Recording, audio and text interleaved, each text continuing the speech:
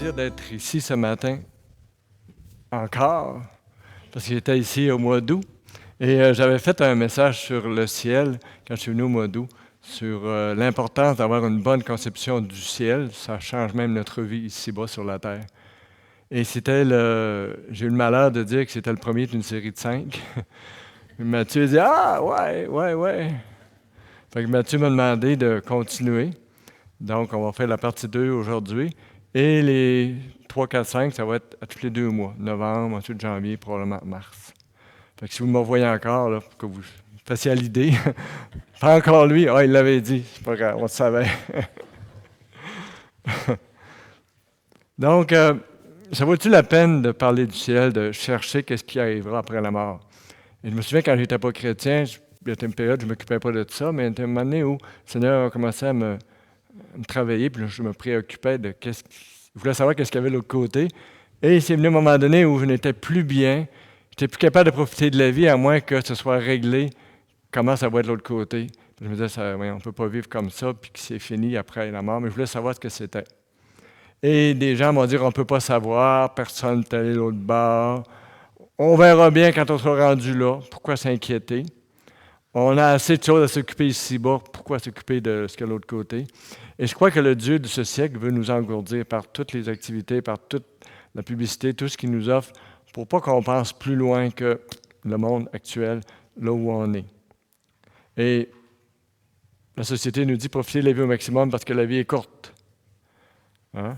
Et avant ça, quand j'étais jeune, au jour de l'an, on disait le paradis à la fin de tes jours. On ne dit plus ça aujourd'hui. Tout ce qui compte, c'est la santé. Si tu as ça, tu es correct.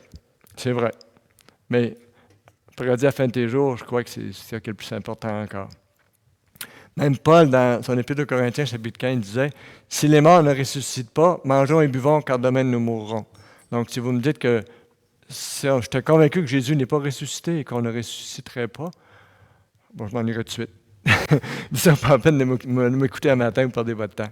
Mais ce n'est pas le cas.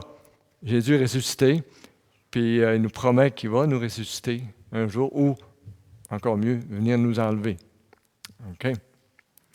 Et une chose qu'on peut voir, c'est que ceux qui ont fait le plus pour le Seigneur sur la terre étaient ceux qui avaient une bonne notion de l'éternité. On peut penser à l'apôtre Paul, on peut penser à plein de missionnaires à Saint Taylor qui avaient une vision de ce qui l'attendait, de la récompense à venir. Et ces gens-là, oui, leur trésor était au ciel, mais ils faisaient beaucoup de choses pour Dieu sur la terre. Hein? Donc, ce n'est pas parce que notre cœur est au ciel qu'on ne fait plus rien ici au-dessus de la terre pour le Seigneur, c'est tout le contraire. Tout le contraire. Et notre corps, on va le quitter un jour.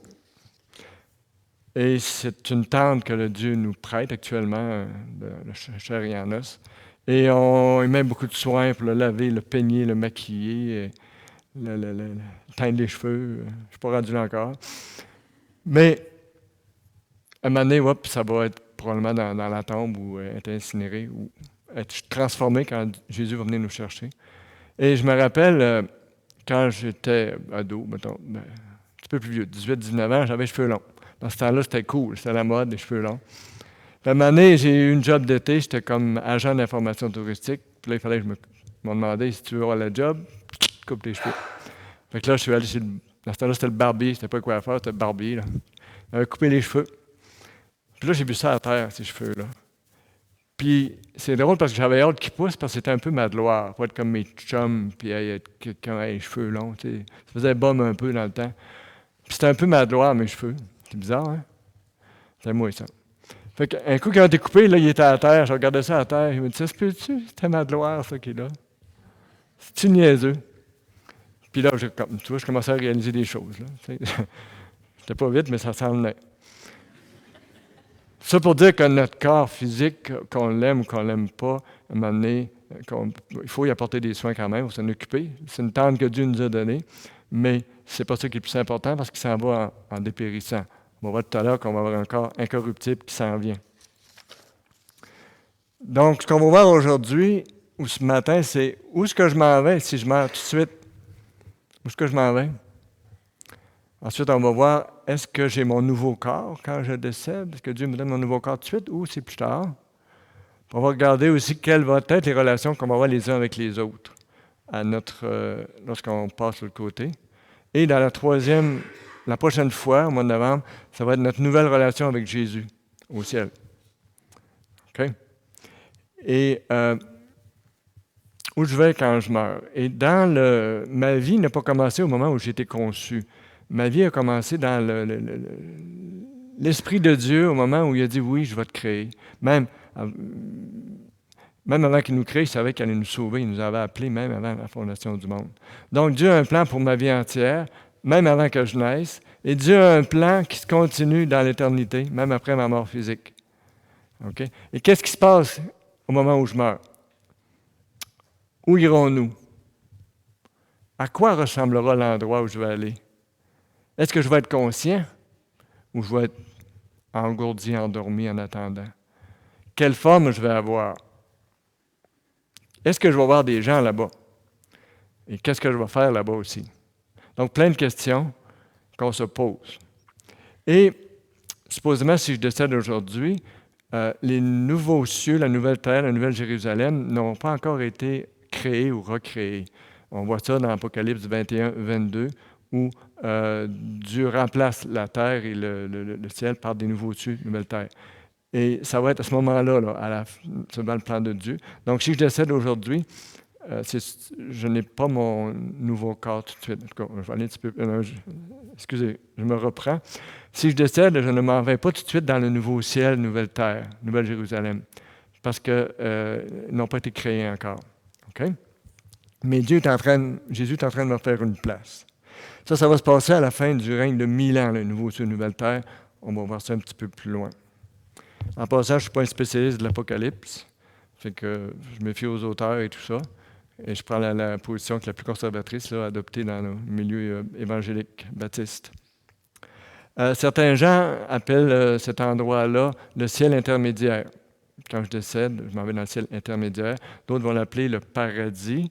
L'apôtre Paul, lui, on a vu la dernière fois, quand il est allé à un endroit où il disait « J'ai entendu des choses ineffables qui n'est pas permis de répéter ». Il appelait ça le paradis aussi. Donc, c'est cet endroit-là où on irait à notre décès. Donc, des gens appellent ça le paradis, le ciel intermédiaire ou le pré-ciel. C'est la même chose. Si vous voulez, on va prier avant d'aller plus en profondeur dans la parole de Dieu. Notre Dieu, merci pour ces moments que tu nous permets de mettre à part ensemble pour aller dans ta parole, pour scruter ce que tu as à nous dire, Seigneur, sur qu'est-ce qui se passe après notre mort physique ou après l'enlèvement. Et Seigneur, permets qu'on puisse apprendre des choses et je te prie d'être avec ton serviteur afin que je puisse dispenser droitement ta parole. Et je te prie que tu touches mon cœur, tu touches le cœur des gens qui sont ici, afin qu'à la fin de cette prédication, nous soyons plus près de toi et plus encouragés, Seigneur, dans notre vie chrétienne. Amen.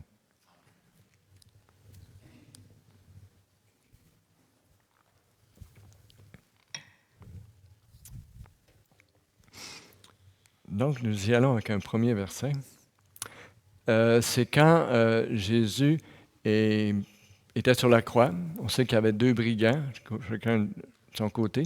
Et il y en a un qui lui dit au verset 42 de Luc 23, « Jésus, souviens-toi de moi quand tu viendras dans ton règne. » Donc, il reconnaissait que Jésus était roi parce que quand tu vas venir régner. Jésus lui répondit, « en vérité, aujourd'hui, tu seras avec moi dans le paradis. » Ici, Jésus, il répond dans la dernière ligne à 3 questions. Ça marche?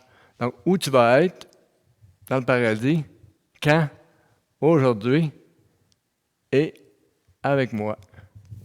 Donc, 3 réponses à 3 questions. Aussitôt qu'on décède, on s'en va dans le paradis, aujourd'hui même, l'instant même, et on va être avec Jésus. Le paradis, c'est un mot perse qui signifie, dans le contexte dans lequel Jésus l'a employé, un jardin. Et le plus grand honneur qu'un roi pouvait faire à un de ses sujets, c'était de l'amener avec lui, marcher avec lui dans son jardin royal. Et dans le fond, Jésus disait, « Aujourd'hui même, tu seras avec moi dans mon jardin royal. » Ça voulait dire quelque chose. C'était une communion intime. C'était vraiment un privilège spécial accordé à un sujet par le roi. Et c'est pour ça qu'il dit, « Souviens-toi de moi quand tu viendras dans ton règne, parce qu'il avait reconnu qu'il était roi. Je suis le roi. je t'invite aujourd'hui dans le paradis, dans mon jardin intime. Comme je l'ai dit tout à l'heure, au moment où on va décéder, si on n'est pas enlevé avant, les nouveaux cieux, les nouvelles terres n'auront pas encore été restaurés ou créés. Et le paradis, ça va être notre première expérience exceptionnelle du vrai ciel. Mais il y a de nombreux éléments qui vont déjà être en place. Donc au paradis, il va y avoir la présence du Seigneur, il va y avoir la présence de nos bien-aimés en Christ qui vont être là, la présence des anges. Il va y avoir des réjouissances, la joie, la paix, un émerveillement et une conscience qu'on n'a jamais connue avant, lorsqu'on va être au ciel. Et on l'a lu la dernière fois, lorsque Paul a été enlevé jusqu'au paradis. Il ne sait pas si c'est dans son corps ou sans son corps, tellement c'était réel. Mais Dieu le sait, c'est suffisant. Dans 2 Corinthiens 12, 4. Mais il dit qu'il a entendu des paroles ineffables qu'il n'est pas capable d'exprimer. On a le droit à en couper le souffle. Donc, puis Jésus a dit même à Nicodème, personne n'était de l'autre côté, seulement le Fils est revenu. Donc, les gens qui sont, on en a parlé la dernière fois, qui ont eu une mort clinique, qui sont allés de l'autre côté, entre guillemets, qui sont revenus, qui ont vu des gens qu'ils connaissaient, ça ne se compare pas à l'expérience de Paul. OK? Donc, je mets en doute qu'il soit allé au ciel, parce que quand tu meurs, si tu es mort, tu ne reviens pas. OK? Et ceux qui reviennent, c'est parce qu'ils sont pas morts, comme on dit. Là. Donc, ils n'étaient pas morts. Donc, Paul est allé au paradis, puis il dit, je ne peux même pas en parler, tellement c'est des mots que je ne peux même pas répéter. OK? C'était vraiment grand. Donc, on va aller en décédant tout de suite dans la présence du Seigneur. Ça ne serait pas... ça se fait immédiatement. On a un exemple aussi d'Étienne. Dans Actes 7, 59, il lapidait Étienne qui priait et il disait « Seigneur Jésus, reçois mon esprit. » Donc, Étienne disait « Reçois mon esprit, je suis prêt, je m'en vais avec toi. » Ensuite, dans 2 Corinthiens 5, 8, c'est Paul qui dit « Nous sommes pleins de courage et nous aimons mieux quitter ce corps et demeurer auprès du Seigneur. » Donc, il y avait beaucoup de courage mais pour faire l'œuvre du Seigneur, mais qu'est-ce qui est encore mieux pour lui? C'était de quitter ce corps, soit par l'enlèvement ou sa mort physique, et demeurer auprès du Seigneur. Donc, aussitôt qu'il décède, il s'en va auprès du Seigneur. Okay? Et un autre verset que l'apôtre Paul nous donne aussi, dans Philippiens 1, 21, 23, on peut lire simplement 23. Je suis pressé des deux côtés, j'ai le désir de m'en aller et d'être avec Christ, ce qui est de beaucoup le meilleur. Donc, Paul, encore là, il dit, lorsque je vais m'en aller, je m'en vais avec Christ, et c'est ça qui est le meilleur. Donc, mais il disait, bon, pour moi c'est mieux ça, mais probablement que c'est mieux pour vous que je reste, à cause du ministère, à cause de l'œuvre que Dieu veut accomplir dans vos vies à travers moi. Maintenant, si je décède, je vais rejoindre Jésus. Est-ce que je vais avoir mon nouveau corps à ce moment-là? Pas tout de suite. Le nouveau corps va être donné plus tard, à l'enlèvement. Lors de l'enlèvement, nous lisons dans 1 Thessaloniciens 4, 13 à 18, les morts en Christ vont ressusciter premièrement. Donc, si je suis mort, mon esprit est déjà dans le paradis, mais je n'ai pas mon nouveau corps. À l'enlèvement, ceux qui vont ressusciter vont avoir un nouveau corps, et ceux qui vont être vivants vont être transformés. On va avoir un corps incorruptible. C'est à ce moment-là que ça va se passer. Okay? On peut regarder quelques versets dans 1 Corinthiens. Ça se lit? Oui. Donc, 1 Corinthiens 15, 35 à 38. Mais quelqu'un dirait, comment les morts ressuscitent-ils et avec quel corps reviennent-ils? Donc, c'est une question qu'on se pose. On sait qu'on va ressusciter, mais avec quel corps est-ce qu'on va revenir? Quel genre de corps on va avoir quand on va ressusciter? C'est-tu le même? Là, il nous dit insensé. Prenez-les pas personnels, là. C'est parce qu'il y avait des faux prophètes dans le temps. Et Paul les rabrouait, là. C'est une espèce d'insensé. Réfléchis. La semence, juste avoir la semence, là. Ce que tu sèmes ne reprend pas vie s'il ne meurt. Donc, lorsqu'on sème une graine, la graine a pourri, elle meurt, puis là, il y a quelque chose de nouveau qui sort, qui est beaucoup mieux que la petite graine qu'on a mis dans la terre. Verset 37, « Ce que tu sèmes, ce n'est pas le corps à venir, c'est un simple grain de blé peut-être ou quelque autre semence. Puis Dieu lui donne un corps comme il veut. Donc, le nouveau corps que Dieu va nous donner, c'est Dieu qui va le façonner lui-même. Un corps comme il veut. Donc, Dieu nous aime de tout son cœur et il va faire le plus beau corps qui va pouvoir nous convenir. Donc, c'est Dieu qui va décider le genre de corps qu'on va avoir.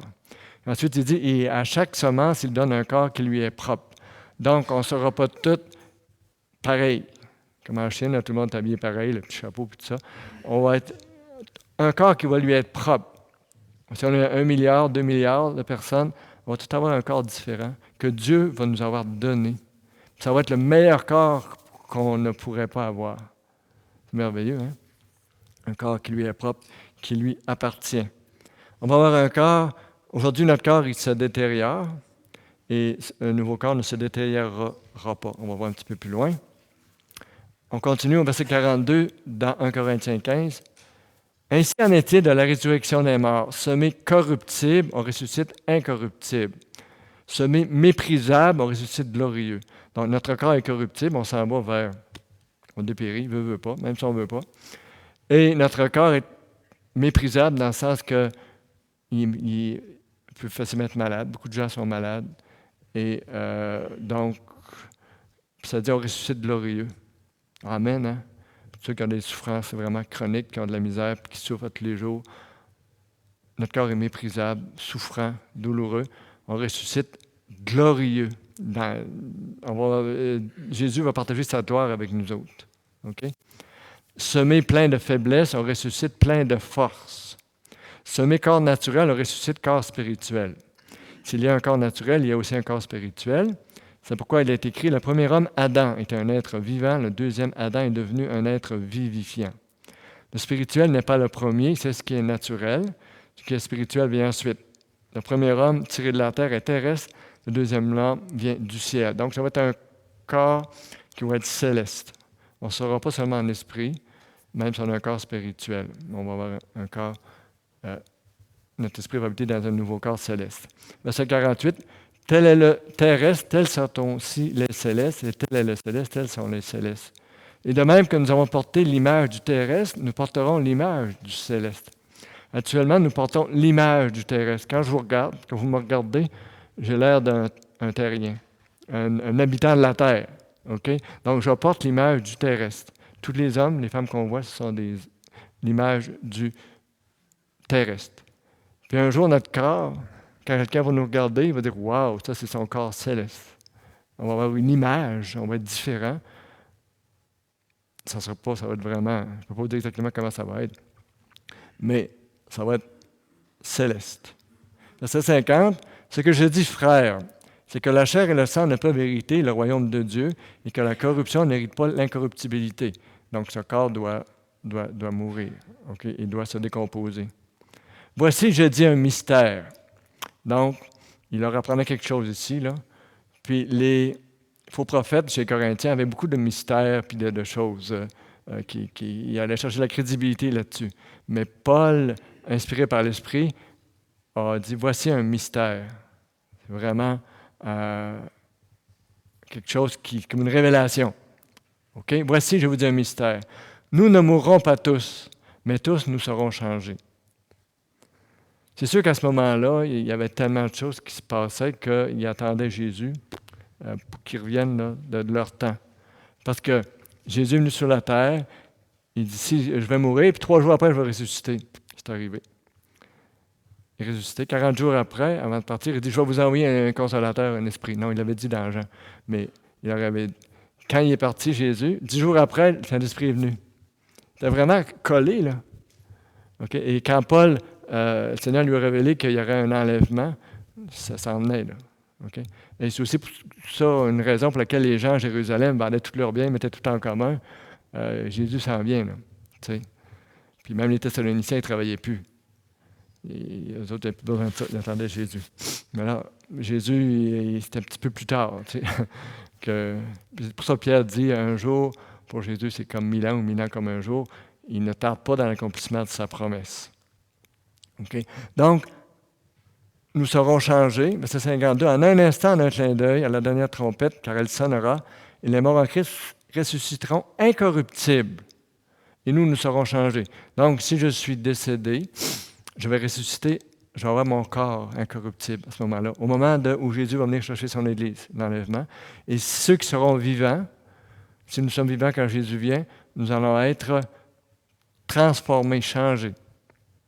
Ça dépasse l'imagination, ça dépasse la science-fiction, mais c'est la réalité. C'est dans la Bible, c'est inspiré par l'Esprit de Dieu à l'apôtre Paul, et c'est un ministère.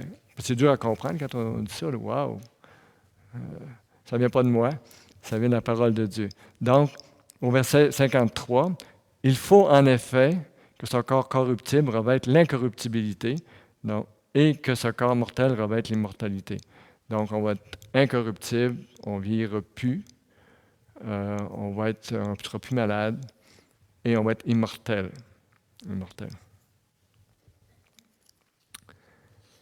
Et notre corps immortel, lui, ne vieillira plus. Il va avoir une garantie à vie éternelle. Il va être conçu en fonction du nouveau monde qu'on va habiter. Actuellement, mon corps physique est conçu parfaitement pour s'adapter au monde dans lequel on est.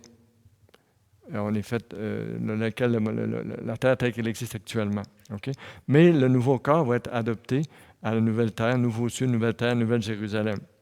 Okay? Actuellement, nous sommes équipés pour profiter de tout ce qu'on peut avoir sur la Terre.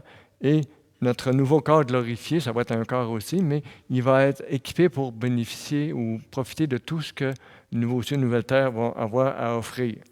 Okay? Donc, il va vraiment être adapté à cela. Notre esprit, notre moi, ce que je suis actuellement dans un corps physique, et à la résurrection ou à l'enlèvement, mon esprit va habiter maintenant dans un corps céleste. Je vais avoir encore mon esprit, ça va être encore moi, mais je vais être dans un nouveau corps qui va être un corps céleste. C'est quoi ce corps céleste-là? Certains versets parlent que Jésus est les prémices de ceux qui sont morts, puis d'autres versets disent que on va être semblable à lui. Donc, regardons quelques versets, excusez-moi.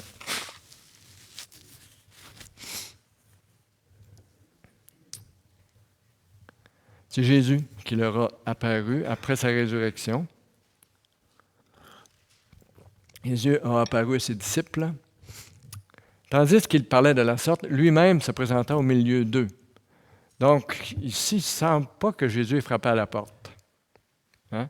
Il est arrivé, comme ça, s'est présenté au milieu d'eux. Donc, son corps n'est pas un corps ordinaire. Il semble entrer sans ouvrir les portes. Okay.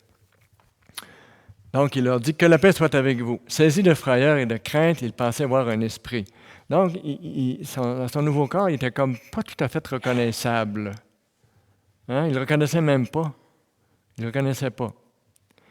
Mais il leur dit, « Pourquoi êtes-vous troublés? Pourquoi ces raisonnements s'élèvent-ils dans vos cœurs? Voyez mes mains et mes pieds, c'est bien moi. Touchez-moi et voyez. Un esprit n'a ni chair ni os, comme vous voyez que j'ai. » Donc Jésus, vous ne me reconnaissez pas, mais vous voyez mes mains et mes pieds, vous savez pourquoi. J'ai été mis sur la croix. Et si j'ai un corps que j'ai, ce n'est pas un esprit, parce que j'ai la chair et des os. Verset 40, en disant cela, il leur montra ses mains et ses pieds. Comme dans leur joie, ils ne croyaient pas encore qu'ils étaient dans l'étonnement, il leur dit, « Avez-vous aussi quelque chose à manger? » Ils lui présentèrent un morceau de poisson grillé. Il le prit et le mangea devant eux. Donc Jésus, avec son nouveau corps spirituel, ou céleste, on peut dire, était capable de manger. Puis quand il est reparti, la nourriture n'est pas revenue. Ce n'était pas juste leur imagination, les disciples. La nourriture n'était plus là. Vous voyez, il l'a mangé parce qu'il n'est plus là. Il s'était revenu à la nourriture, il aurait dit « Ah, c'est une vision qu'on a eue, puis si tu n'aimais pas Jésus, c'est un rêve. » Non, quelqu'un qui est venu, il a mangé. Okay. Nous lisons dans 1 Corinthiens 15-20, en parlant de Jésus. « Maintenant, Christ est ressuscité d'entre les morts, il est les prémices de ceux qui sont décédés. » Jésus est ressuscité. Prémisse, ça veut dire le premier fruit. Dans l'Ancien Testament, on disait tu vas offrir les prémices de tes récoltes, donc premier fruit de la terre. Et supposément, vous avez un jardin, votre première tomate, c'est la prémisse. Okay? Vous la mangez. Les autres tomates, ils vont goûter pareil. Okay? Donc, les prémices, c'est vraiment pas l'échantillon, là, mais les autres vont goûter pareil. Donc, si Jésus est les prémices, ça veut dire que nous, on va être comme lui. OK? Donc, prémices de ceux qui sont décédés. Donc, notre corps va ressembler à celui de Jésus. Puis je vais regarder, on regarde d'autres versets où ça se confirme. Dans 1 Jean 3, 2. Bien-aimés, nous sommes maintenant enfants de Dieu et ce que nous serons n'a pas encore été manifesté. Donc, qu'est-ce qu'on va être? Là, c'est nébuleux encore. Mais on sait une chose. Nous savons que lorsqu'il sera manifesté, nous serons semblables à lui parce que nous le verrons tel qu'il est. Ici, il semble dire que le fait qu'on le voit face à face, on va être transformé à son image, on va être comme lui. OK? Donc, semblable à lui. D'autres versets. Romains 8, 29. Car ceux qu'il a connus d'avance, il parle des chrétiens, il les a aussi prédestinés à être semblables à l'image de son Fils, afin qu'il soit le premier-né d'un grand nombre de frères. On a vu tout à l'heure que Paul disait qu'on allait porter l'image du céleste. Il emploie le même mot ici, image. Donc, semblable à l'image de Jésus dans son nouveau corps céleste. Une citation ici de John MacArthur qui nous dit, en commentaire à ce verset-là, il dit « La résurrection à venir est l'espérance et la motivation de l'Église et de tous les croyants. Quoi qu'il arrive dans notre monde actuel, quoi qu'il arrive à notre corps actuel, qu'il soit ou non en santé, beau ou ordinaire, jeune ou vieux, gâté ou torturé, ce n'est pas notre corps permanent et nous ne devrions pas trop nous y attacher. Notre espérance et notre assurance bénie résident dans le fait que ce corps créé naturel sera un jour recréé spirituel. Bien que nous n'ayons qu'un aperçu de ce à quoi notre nouveau corps ressemblera, le fait de savoir que nous serons semblables à lui devrait nous suffire. Peut-être savoir qu'on est semblable à Jésus, je pense que c'est une assurance qui doit nous réconforter. Un autre verset ici, dans Philippiens 3, 20, 21, encore l'apôtre Paul. Pour nous, notre cité est dans les cieux. De là, nous attendons le Sauveur Jésus, le Seigneur Jésus-Christ, qui transformera notre corps humilié en le rendant semblable à son corps glorieux, par le pouvoir efficace qu'il a de s'assujettir toutes choses. Donc, encore là, il y a le mot semblable. Et comment il va le faire? Il est tout-puissant, par le pouvoir efficace qu'il a d'assujettir toutes choses, de tout modifier. Il est vraiment souverain, tous les pouvoirs, et il est capable de le faire. On peut dire, ouais, mais ça va être difficile de faire un corps céleste. On n'a jamais été capable de faire ce corps-là terrestre. On n'est pas capable de faire ça. Qui a pu créer l'univers, tout le corps, les animaux, les centaines d'espèces de poissons, de papillons, d'insectes. Une puissance sans limite, dans le plus grand comme dans le plus petit. Il est capable de faire ça, lui, nous donner un corps céleste par sa puissance et qu'on soit tous différents. Tous différents, mais un corps semblable à celui de Jésus. Mais ça va être comme là, je pourrais dire que nous, on a tous un corps semblable parce qu'on a une tête, des yeux, des oreilles, tout ça. Mais on ne se ressemble pas, on est différents. C'est un peu ça, là. Semblable dans ce sens-là. Une autre citation ici de René Pache, dans son livre Sur l'au-delà, il dit « Il est permis de penser que non seulement leur esprit, en parlant des chrétiens, sera parvenu à la perfection morale, mais que leur corps nouveau sera lui aussi d'une radieuse beauté. » Donc, ça va être vraiment beau. Ça va être vraiment beau. C'est le fun, hein? Vous avez hâte, mesdames? Moi aussi. Ben, on va se dire, hey, t'es donc bien beau, puis ça va être vrai. On va être transparent.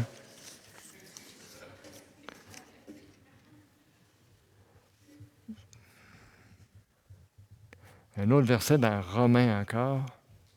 Romains. Ici, c'est qu'on a hâte que ça se passe. Bien plus, nous aussi, qui avons les prémices de l'Esprit.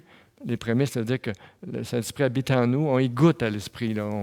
Nous sommes participants de la nature divine. Je crois que c'est Pierre qui dit ça. Donc, les prémices, les premiers fruits de l'Esprit sont en nous. Nous aussi, nous soupirons en nous-mêmes en attendant l'adoption, la rédemption de notre corps. Donc, nous avons vécu la rédemption de notre âme. Nous sommes nés de nouveau, rachetés. Ça, c'est une chose, c'est fait Mais un jour, il va y avoir la rédemption de notre corps. Ça, c'est pas fait encore. OK? Rédemption de notre corps. Et on soupire en nous-mêmes parce que, dans le fond, on n'est pas fait pour toute cette souffrance-là. On a hâte. C'est sûr qu'on a l'esprit de conservation, on ne veut pas mourir. Mais on a hâte d'avoir un nouveau corps dans lequel on va être vraiment nous-mêmes, être vraiment comment Dieu veut qu'on soit. Et je crois qu'on a un désir ardent en nous d'être libérés de la détresse ou de la malédiction du péché. Dieu nous a créés pour être parfaits, pour être toujours dans la joie, pour qu'on s'aime sans arrière-pensée et tout ça. Et ça, c'est au plus profond de notre âme, c'est dans notre ADN spirituel, et on ne le vit pas à 100%. Comme chrétien, oui, jusqu'à un certain point, on le vit, mais pas à 100%, et on soupire. C'est pour ça que Paul dit « soupirons à nous-mêmes ». Transformation de notre corps, transformation de nos attitudes. On soupire après ça. Maintenant, on a parlé de notre corps, une nouvelle relation les uns avec les autres. J'ai dit qu'on conserverait notre identité, mais qu'on serait différents. Lors de la transfiguration sur la montagne, Moïse et Élie ont apparu à Jésus et aux disciples qui étaient là, les trois, Pierre, Jean-Jacques. Donc, ils ont reconnu Moïse et Élie. Donc, c'était, je ne sais pas c'était quoi la différence, mais il y avait leur identité. Dans la parabole de Lazare et du mauvais riche, ils sont aussi dans le séjour d'Abraham. Et on les distingue, les deux. Donc, on n'est pas comme confondus dans la masse, être des nobody. Là. On est vraiment quelqu'un et on va pouvoir se reconnaître. Et on va être transformé. Et pour la fois de ma vie, je vais être entièrement bon, entièrement parfait, sans défaut. Vous avez hâte, mesdames? Hein? Votre mari change. Mais on sait aussi qu'on n'aura pas de mari et de femme. C'est autre chose qu'on va voir un petit peu plus tard. La relation avec Jésus va vraiment remplacer tout ça. Plus de combat avec le péché, plus de tentation. Nous sommes libérés du pouvoir du péché, mais il y a encore une certaine puissance sur nous et il y a la tentation qui est là. Donc, nous allons être parfaits. Sur la terre, nous sommes plusieurs personnes imparfaites ensemble. Et il arrive ce qui arrive. Des chicanes, des malentendus, mauvaise communication, mauvaise compréhension. Au ciel, on va être toutes des personnes parfaites ensemble dans un environnement parfait. OK? Ici, sur la terre, l'amour est affecté par le péché. L'amour ne peut pas être parfait. Et c'est pour ça qu'on se blesse. Au ciel, on va pouvoir aimer sans retenue, être aimé en sachant que l'autre nous aime de tout son cœur. On va être transparent et nos pensées vont être totalement pures. Aucune arrière-pensée. C'est au ciel merveilleux. Hein? Plus j'en parle, plus j'ai hâte. Okay? Et nos cœurs vont être ouverts les uns les autres dans une transparence pure et complète. Et on soupire après ça. Ça nous met l'eau à la bouche de lire ça, de savoir ça, parce qu'on est fait pour ça. Fait pour ça. Aujourd'hui, on est sauvé seulement du pouvoir du péché, c'est beaucoup. Mais un jour, on va être sauvé de sa présence. Il n'y aura plus de péché dans nos vies, il n'y aura plus rien. On a demandé un jour à un enfant de 6 ans comment est-ce qu'il imaginait le ciel. Lui, il dit, le ciel, c'est l'endroit où tout le monde aime tout le monde. C'était simple, mais c'était vrai. Et nous lisons dans 1 Corinthiens 13, verset 8, bon, la foi, espérance, charité ou amour, et ça dit, l'amour n'aura pas de fin. L'amour ne périra jamais. Ça va toujours être là. Merveilleux, hein? Merveilleux, l'amour. Et Dieu a mis dans notre cœur le désir ardent d'aimer et d'être aimé. Et même Dieu lui-même nous dit, premier commandement, aime Dieu de tout ton cœur, ton âme, ta pensée, toute ta force. Dieu nous aime et c'est juste raisonnable qu'il demande qu'on l'aime autant qu'il nous aime. Mais on a de la misère. C'est difficile avec notre chair de l'aimer autant qu'il nous aime. Mais c'est à ça qu'on doit viser. Mais un jour, ça va être plus facile. Et on a un désir ardent d'aimer et d'être aimé. C'est pour ça que nos amours terrestres, souvent, vont nous décevoir, que ce soit homme-femme ou que ce soit entre amis, 2 gars ou 2 femmes. Dans le fond, je ne parle pas d'un amour sexuel, sentimental, mais l'amitié. On est blessé souvent. Ça arrive beaucoup au bureau et avec les gens avec qui on est souvent. On peut être blessé parce qu'on a besoin d'être aimé, d'être accepté. Et ça ne se passe pas toujours comme on avait pensé. Et les gens qui ont pensé qu'ils étaient vraiment nos amis, des fois, c'est pas ça. Oups, c'était pas mon ami. Oh, ça blesse. Il a parlé contre moi, des choses comme ça. Parce qu'on est fait pour vivre ça, mais on ne le vit pas à 100%. Et ici, un autre verset, on va lire, c'est dans Éphésiens 5, 25 à 27, quand Jésus dit « Marie, aimez vos femmes comme Christ a aimé l'Église », on ne lira pas tous les versets, juste le dernier, parce qu'il fait une comparaison entre l'Église et l'épouse, notre épouse comme Marie. Mais là, c'est juste pour souligner comment l'Église, c'est-à-dire nous, on va être lorsqu'on va arriver devant lui. Verset 27, pour faire paraître devant lui cette Église glorieuse, sans tache, ni ride, ni rien de semblable, mais sainte et sans défaut. Ni ride. Quand on regarde dans le miroir, des fois, hop, puis on trouve un nouveau ride. Ça arrive, hein? Mais l'Église, sans tache, c'est le fun, on va arriver devant Jésus, là. À cause de lui, à cause de sa mort rédemptrice sur la croix, à cause qu'il a payé pour nous le prix de notre péché, on va arriver devant lui sans tache, ni ride, ni rien de semblable, saint, sans défaut. C'est merveilleux. Donc, c'est comme ça qu'on va arriver devant lui, pas à cause de nous, mais à cause de lui. Sur terre, on dit des fois, toute bonne chose a une fin. Et au ciel, on va dire, toute bonne chose ne fait que commencer. On ne dira plus, dans le bon vieux temps, ça se passe de même. On ne dira plus ça. Il n'y aura plus de bon vieux temps. Parce que le meilleur va être à venir, les plus beaux jours vont être devant nous. Et on va être pleinement heureux et parfaitement satisfait de la personne qu'on est. On ne dira pas, mon nez est trop long, j'aime pas la couleur de mes cheveux, j'aimerais ça le plus grand. Non, c'est un corps propre, parfait que Dieu va nous avoir donné. On va être complètement satisfait de la façon dont on va être. Et on va avoir du plaisir sans péché. On dirait que les choses défendues sont le fun. Et je me souviens, un collègue de travail, qui n'est pas chrétien, il dit « J'ai découvert, moi, que qu'est-ce qu'il appelle le péché dans la religion, là? C'est le plaisir. » Hein? Dans son cas, c'était vrai. Mais il n'a pas eu de plaisir longtemps parce qu'il y a eu des problèmes, là, relations avec une compagne de travail et tout ça, puis ça a mal viré. Dépression, etc. Donc, le plaisir qu'il croyait n'a pas été si plaisant que ça à la longue.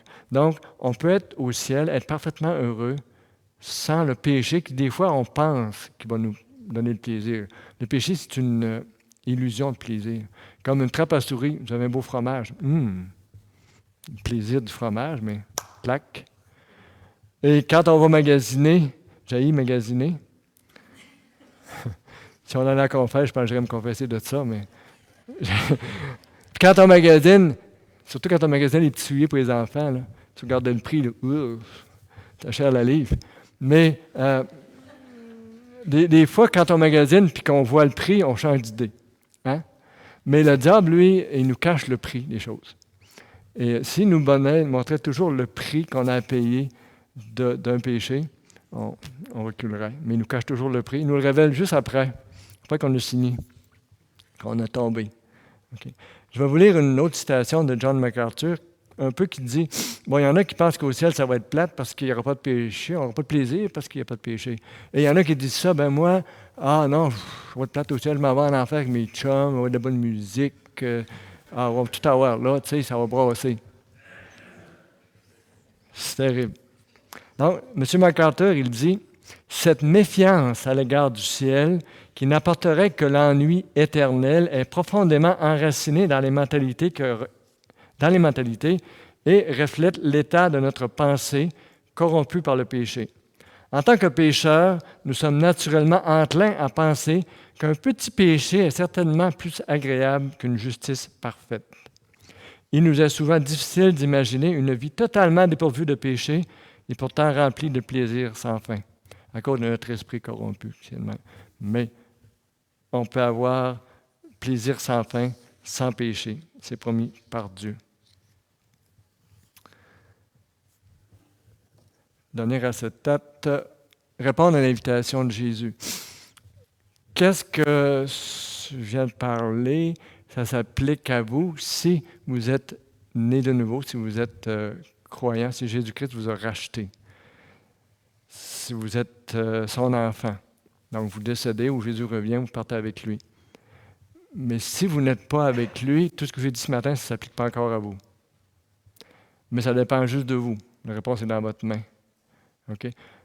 Jésus invite tout le monde. Et Jésus est mort pour ça. Il est venu pour ça parce que je n'étais pas capable moi-même de me sauver. Et Jésus est mort sur la croix afin que, en acceptant son sacrifice, en reconnaissant mes péchés, je sois sauvé pour l'éternité. Mais Jésus m'invite. Nous lisons dans Apocalypse 3:20, je crois, Jésus se tient à la porte et il frappe. Et si j'ouvre la porte, il va entrer. C'est pour ça que je vais ici répondre à l'invitation de Jésus. Je vous donne une petite analogie.